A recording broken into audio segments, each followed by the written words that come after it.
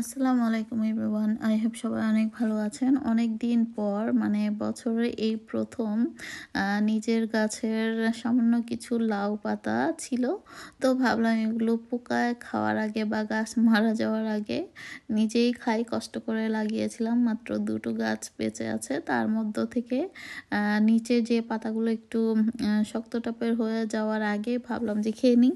আর আগাটা রেখে দিয়েছি, তো সামান্য আগাগুলোও ভেঙে দিয়েছিলাম।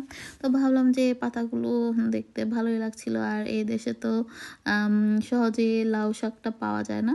তো ভাবলাম যে যেহেতু পাতাগুলো ছিল গাছের, তো এগুলো দিয়ে একটা রান্না করা যাক, সবজি তরকারি। তো কি আর দিব, বাসায় শুধু আলু ছিল, লাউ ছিল, কিন্তু শুধু আলু টমেটো আর লাউ শাক দিয়ে রুই মাছ দিয়ে একটা রেসিপি করি। তো এই আর কি, তো সেই অনুযায়ী আসলে রান্না করতে চলে আসলাম। তো প্রথমে লাউ শাকগুলোকে আমি কেটে ধুয়ে নিয়েছি, সঙ্গে আলু দিয়েছি 2-3টা, আর একটা টমেটো অবশ্যই দিব। আপনারা চাইলে স্কিপ করতে পারেন, তবে টমেটোটা দিলে এই শাক রান্নাটা খুব সুস্বাদু হয়। যেহেতু আমি রুই মাছ আস্তভাবে দিব, আপনারা চাইলে ভেঙেও দিতে পারেন বা শুটকি দিয়েও রান্না করতে পারেন, খুব টেস্ট হয় এভাবে রান্না করলে। যাই হোক, পেঁয়াজ বাটাটা দেওয়ার কারণে পেঁয়াজটা একটু কালচে হয়ে গিয়েছে, তবে সমস্যা নেই। এখানে আমি যখন মশলা অ্যাড করব সব ঠিক হয়ে যাবে। সাইডগুলো একটু পোড়া পোড়া হয়ে গিয়েছিল, তো খেয়াল রাখতে হবে, সাবধানে। তো প্রথমে আমি তো হাঁড়িতে সামান্য তেল দিয়ে পেঁয়াজ কুচি দিয়ে দিলাম, পেঁয়াজ বাটা সঙ্গে টমেটো অ্যাড করা ছিল পেঁয়াজ বাটার সঙ্গে। তো সব কিছু দিয়ে আর রসুন বাটা সব কিছু দিয়ে আমি এটাকে ভালো মতো কষিয়ে এখন মশলাগুলো দিয়ে দিলাম, সামান্য একটু পানিও দিয়ে দিয়েছি, আর লবণটা তো অবশ্যই দিতে হবে। তো সব কিছু দিয়ে পানি দিয়ে আবারও মশলাটাকে আমি বেশ কিছুক্ষণ কষিয়ে নেব। আর এই হাঁড়িটা সেদিন কিনে এনেছিলাম, তো ভাবলাম যে এই হাঁড়িতেই বা কড়াইতেই আজকে রান্নাটা করি। ভালোই লাগছিল, খুব বেশি বড়ও না আবার খুব বেশি ছোটও না, দেখতে ভালোই লাগছিল। তো ভাবলাম যে আজকে যেহেতু শাক রান্না করবো, তো এটার মধ্যেই রান্নাটা করি। তো সেই অনুযায়ী আসলে রান্নাটা করছিলাম। তো মশলাটা কষানোর পর এখন দিয়ে দিচ্ছি সেই কেটে রাখা ধুয়ে রাখা লাউ শাক আর আলুটা। তো আলুটা এবং লাউ শাকটা দিয়ে আমি এটাকে মোটামুটি কষিয়ে নিব। তারপর পানি দিয়ে এটাকে আমি কিছুক্ষণ সিদ্ধ করার পর বাকি উপকরণগুলো অ্যাড করব।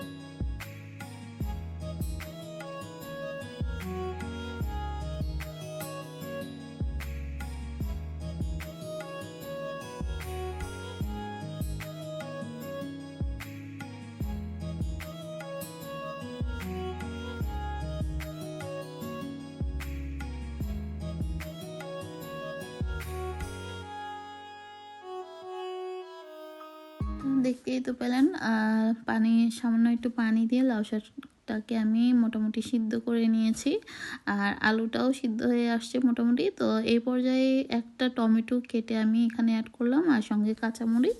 তো এগুলো দেওয়ার পর আমি ভেজে রাখা মাছগুলো এখানে অ্যাড করে দেব। আর আপনারা চাইলে কিন্তু শাকের মধ্যে হয়তো অনেকে ভাবেন যে শাকে আবার কেউ টমেটো খায় কিনা, তবে আমি যেভাবে রান্না করছি একবার হলো এভাবেই খেয়ে দেখবেন যে আসলে কতটা মজা হয় টমেটোটা অ্যাড করার কারণে। আপনারা চাইলে স্কিপও করতে পারেন, আর মশলার পরিমাণ চাইলে কমিয়ে দিতে পারেন। যেহেতু আমি মাছ আজকে এভাবে দিয়ে রান্না করছি, তাই ভাবলাম যে টমেটোটাও দিই, খেতে অন্যরকম লাগবে। আর সত্যি অসাধারণ হয়েছে এই শাক রান্নাটা, একটা মাছ রান্নাও বলা যেতে পারে এটাকে, আর নয়তো শাক রান্নাও বলা যেতে পারে। তো যাই হোক, এভাবে ভালো লাগলে আমার রেসিপিটি বাসায় একবার হলেও খেয়ে দেখবেন। আই হোপ ভালোই লাগবে আপনাদের কাছেও। তো লাউ শাক বা যে কোনো শাক দিয়ে কিন্তু এভাবে রান্না করতে পারেন। তো যেহেতু লাউ শাকটা ছিল এই বছরের প্রথম নিজের গাছের, তো এটার খাওয়ার মজা তো স্বাভাবিক একটু অন্যরকম হবেই। তো সেই অনুযায়ী আসলে রান্না করে নিলাম। তো আই হোপ আপনার কাছে ভালোই লাগবে। তো এই তো আমার রান্নাটা কিন্তু হয়ে গিয়েছে। তো ভালো লাগলে আমার চ্যানেলটিকে অবশ্যই সাবস্ক্রাইব দিবেন। তো আজ এ পর্যন্তই, সবাই ভালো থাকবেন, আমাদের জন্য দোয়া করবেন, আর আপনাদের জন্য রইল অনেক দোয়া। আল্লাহ হাফেজ। Thank you for watching.